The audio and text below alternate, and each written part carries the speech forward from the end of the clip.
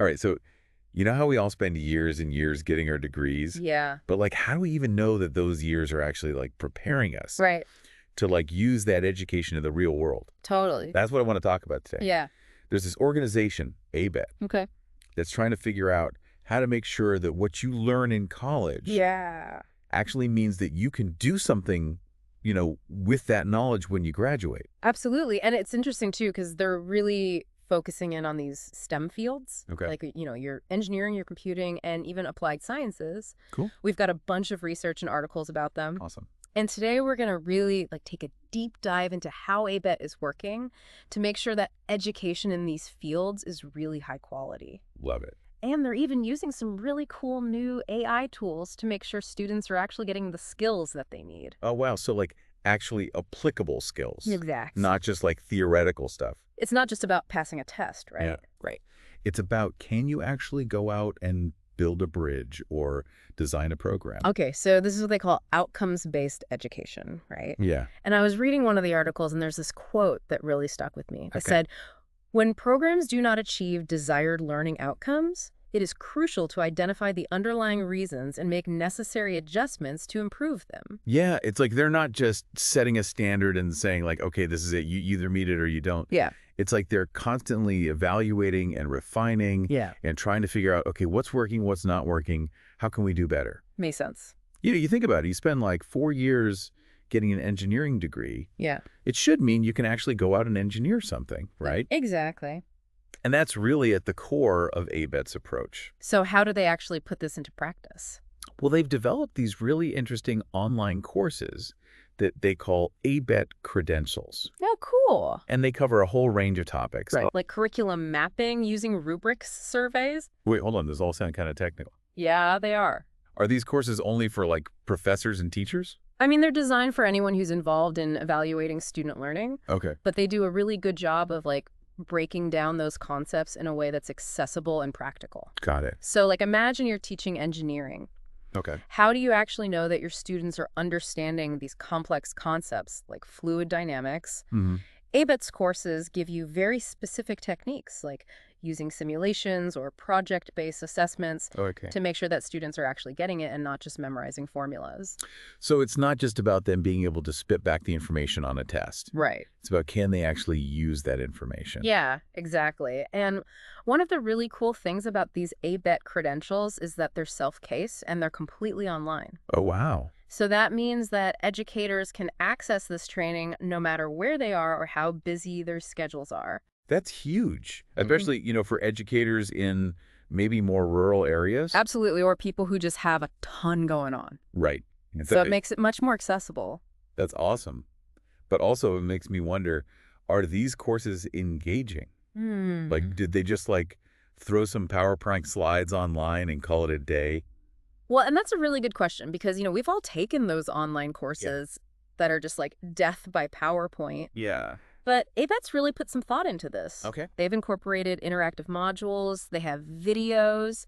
They even have expert instructors. Wow. To try to make it a more engaging learning experience. That's fantastic. And they even have a gamified element where you can earn these digital badges for completing the courses that you can put on your LinkedIn profile. Oh, that's kind of fun. Yeah. You get a little reward for doing it. Oh, I learned this new skill. Yeah. Let me show it off. I'm proud of it. So, okay, it sounds like they've really put a lot of thought into making these courses accessible and effective. They really have. And one thing that I think is particularly impressive is how they've adapted to new technologies. Like what? So when AI tools like ChatGPT came out, everybody was kind of freaking out, oh my gosh, what does this mean for education? Right. And ABET didn't shy away from it. Good. They actually developed a whole module specifically on using AI for assessment purposes. Oh, wow, that's smart. Yeah. So they're not just teaching people about AI, they're actually showing educators how to use it in their classrooms. And how to use it ethically, presumably. Exactly. Because there are obviously a lot of questions. Oh, yeah. About, bias and fairness and all of that. Huge questions. Yeah, so it's great that they're addressing that. And I think it's really important because AI has the potential to totally transform education. I think so too. But we have to figure out how to do it in a way that's responsible and fair. Absolutely. So it seems like ABET is kind of on the front lines of that. Yeah, they are. They're really trying to stay ahead of the curve. I like that. Yeah, and I'm really curious to see how they continue to evolve their approach as technology just keeps advancing at this crazy pace. Yeah, me too. It's kind of mind-boggling to think about. It really is. Okay, so we've talked about how ABET is trying to, you know, make quality education more accessible to educators. Yeah. But how are they actually impacting education on a global scale? That's a great question. Because it can't just be about the U.S., right? Right. It's got to be bigger than that. Exactly. And that's a perfect segue into the next part of our deep dive, Okay. where we're going to look at ABET's global initiatives. I can't wait. They have some really fascinating partnerships and programs that are making a real difference in how engineering and technology are taught all around the world. Awesome. Let's get into it. Yeah, let's do it.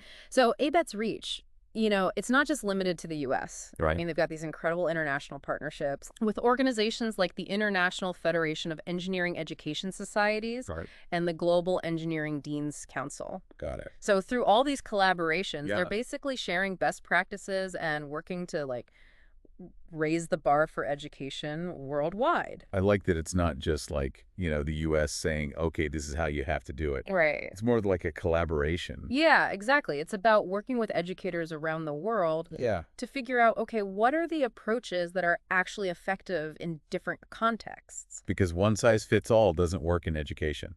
No, definitely not. Like what works in a U.S. classroom might not work in India or Brazil. Totally. So do you have any examples of how they're kind of tailoring their approach to different cultural contexts? Yeah, for sure. One of the sources we looked at highlighted these workshops that ABET held in Colombia. Oh, wow. And they were specifically focused on culturally adapting assessment methods. Okay. Especially around using AI tools like ChatGPT. Yeah. So they were really working with the local educators there. Yeah. To understand what are the specific challenges and opportunities they're facing in their classrooms? Which makes a lot of sense because, obviously the Colombian education system is going to be different from the U.S. education system. For sure. And so just kind of imposing our standards wouldn't really work. No, it wouldn't be effective. So it sounds like they're really committed to listening to the educators on the ground. Yes. And learning from their experiences. Absolutely. And that's part of what makes their approach so effective, I think. Yeah. They're not just dictating standards, they're working collaboratively to find solutions that work for everybody. I like that. So another good example is their partnership with the World Federation of Engineering Organizations. Okay. They're working together to promote sustainability in engineering education. Which is huge. Oh, it's critical. Yeah. I mean, it's a global issue. It's not just a U.S. issue. No, exactly. It affects all of us. It really does. Okay, so they're addressing these global challenges through education. Yeah. That's pretty powerful. It is. It's if you think about it from an employer's perspective. Yeah. If you're looking to hire somebody, wouldn't you feel more confident knowing that they graduated from a program? Yeah. That meets these globally recognized standards? Absolutely. Yeah. It's a seal of approval. Right. That says, okay, this person actually knows what they're doing. Exactly. And they have the skills to succeed no matter where they end up in the world. And that's ultimately what ABET is trying to create, right? Yes. This kind of common language. Yeah, a global standard. It's equality in education. Yeah, and that benefits everybody. Right. It's not just the students, it's employers. No. It's the wider economy. Absolutely. And this commitment to global collaboration, it goes way beyond engineering. Okay. They're working with organizations like the Seoul Accord, which focuses on computing, okay, and the International Engineering Alliance Get it? to make sure that there's this strong mutual recognition of accrediting systems globally. So it's almost like they're weaving this intricate web It is. of interconnectedness, Yeah. creating this network. Like a global network. Yeah, of educators and professionals who are all striving for this kind of excellence. It's really cool to see. It is. And it's not even just about the technical skills. Right. They also really emphasize the importance of those soft skills, Oh, absolutely. like communication and teamwork Yes. and ethical decision-making, All critical. which, Yeah. let's be honest, those are essential Oh, they're so important. in today's world, Especially in today's world. where everything is globalized and, everything is collaborative. Yeah, you can't just be like a lone wolf engineer anymore. Right. You have to be able to work with people. You have to be able to communicate your ideas. Right, and make ethical decisions. Huge. Because the technology is just moving so fast Yeah, it is. that, We need people who can make those tough calls. So it sounds like ABET is really, trying to create these well-rounded professionals. Yeah, they want people who can thrive in any setting. I like that a lot. Yeah, me too. But I'm curious, this all sounds incredibly positive, but are there any challenges or criticisms of ABET's approach? Well, I mean, there are always going to be challenges when you're dealing with something as complex as education. Right. And one concern that some people have raised is that maybe ABET standards are too focused on technical skills and not enough on, like, broader societal issues. That's a good point. So it's this question of, like, are they striking the right balance between preparing students for specific jobs and equipping them to be, like, engaged citizens who can tackle these complex global challenges that we're facing? Oh, it's a tough question. It is a tough question, and it's something that ABET is definitely thinking about. Good. I mean, they're aware of these concerns, and they're actively trying to figure out how to incorporate those broader societal considerations into their standards. Like how? Well, for example, they've really started to emphasize sustainability and ethical decision-making more in recent years. Got it. So they're trying to find that sweet spot between, giving students the technical skills they need to succeed in their careers, but also, like, making sure that they're prepared to be responsible members of society. I like that a lot. Yeah, it's a balancing act for sure. Yeah. But it's one that they seem committed to getting right. And it's important to get it right. Oh, it's crucial because the world is changing so rapidly Yes. that what students need to know today might be totally different from what they need to know 5 years from now. Absolutely. So it's almost like they're saying, we're not just going to give you a degree, we're going to give you the tools. Right, like the ability to learn and adapt. Exactly. And the mindset that you need to succeed in a world that is constantly changing. That's amazing. It is. And those tools include not just the technical stuff, but also critical thinking, problem solving. Yeah. The ability to work with others. Right. All that stuff. Like, those are the things that are going to be essential no matter what field you're in. Totally. Okay, so we've talked a lot about what ABET is doing. We have. It seems like they're doing a lot of things, right? Yeah. They're promoting outcomes-based education. They're making quality training accessible globally. Yeah. They're emphasizing both hard and soft skills. Yep. It's clear that they're having a real impact on how engineering and technology are taught all around the world. Absolutely. But what does this all actually mean, for students, for educators, for the future of these fields? Right. Like, what's the long game here? Yeah, what's the point of all of this? That's the big question, isn't it? It is. And that's what we're going to explore in the final part of our deep dive. Okay, I'm ready. So we've seen how ABET is setting these standards, right? Right. And pushing for outcomes-based learning. And even, incorporating AI. It's pretty impressive. It is. So what's the long game here? Like, what does all of this actually mean for, say, a student who's graduating 5-10 years from now? That's the real question, isn't it? It's not just about the jobs that exist today, right? It's about preparing these students for a world that's going to look totally different. Absolutely. Yeah. I mean, just think about how fast technology is changing. I know. Like, we can barely keep up now. It's crazy. So how does ABET actually help students, like, future-proof themselves? Well, it all comes back to that emphasis on adaptability. Okay. So these ABET accredited programs, they're not just churning out specialists in one tiny little area. They're really trying to foster those broader skills. Yeah. Like critical thinking, problem solving, and the ability to learn how to learn. Because the answer today might not be the answer tomorrow. Exactly. So it's not just about, like, knowing the right formula. It's about being able to figure things out. To adapt.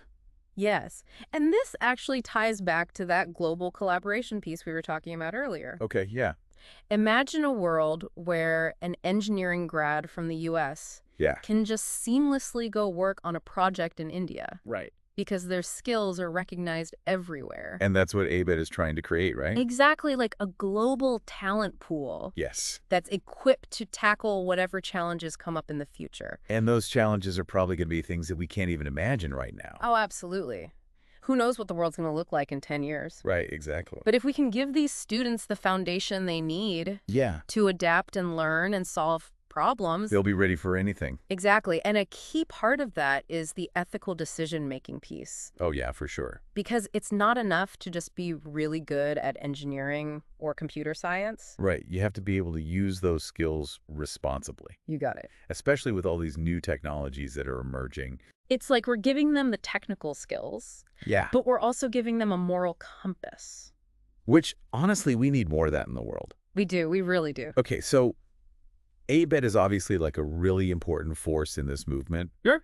To rethink education. Yeah. But they're not the only ones, right? No, there are a lot of really exciting things happening in education right now. Like what? Well, we're seeing more and more emphasis on things like project-based learning. Oh, cool. And personalized education. Okay. And even like using AI in ways that can actually help students learn more effectively. I love it. It's a really exciting time to be involved in education. It is, and I love that ABET is a part of it. Me too. Because they're not just setting a standard, they're actually pushing the field forward. Yeah, they're innovating. Yeah. And that benefits all of us. So this brings us back to you, the listener. Yeah. Whether you're a student, an educator, or just someone who, cares about the future. ABET's work matters. It really does. It's shaping the workforce. It's shaping the innovations that are going to come. And it's even shaping like the ethical landscape of technology. Yeah, so we'll leave you with this. Yeah. ABET's doing great work, but they can't do it alone. Right. We all have a role to play. So think about this. Yeah. As you think about your own career or your children's future. What skills are going to be most valuable in the decades to come? And how can we make sure that our education systems are keeping up? It's a big question. It is. But it's an important one. It is, so let us know what you think on social media. Yeah, we'd love to hear your thoughts. Thanks for joining us on this deep dive. See you next time.